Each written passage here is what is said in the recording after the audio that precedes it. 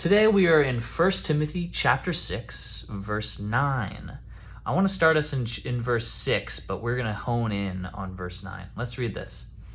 But godliness with contentment is great gain, for he brought nothing into the world, and we can take nothing out of it. But if we have food and clothing, we will be content with that. Those who want to get rich fall into temptation and a trap, and into many foolish and harmful desires that plunge people into ruin and destruction. Talking about covetousness. Covetousness will destroy the soul.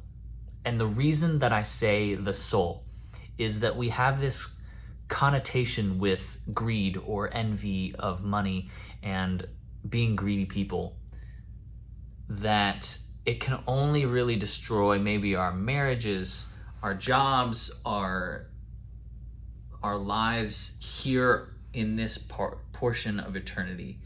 And that is a misconception, because what is truly at risk in covetousness is eternal life.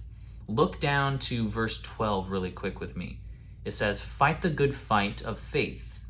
Take hold of the eternal life to which you were called when you made your confession in the presence of many witnesses." He says it's a fight. This is a life or death situation in greed. Take hold of the eternal life. So when Paul is talking about in verse 9, when he says that the desire to be rich plunges people into ruin, he's not saying that greed can mess up your family life or your job, which it can. It certainly will.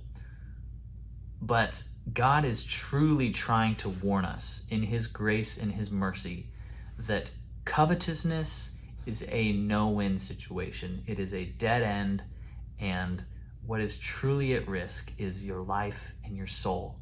So my encouragement for us today, when you see covetousness, greed, envy, and those sort of things creeping up in your life, make sure that you're checking your heart and you flee in the other direction.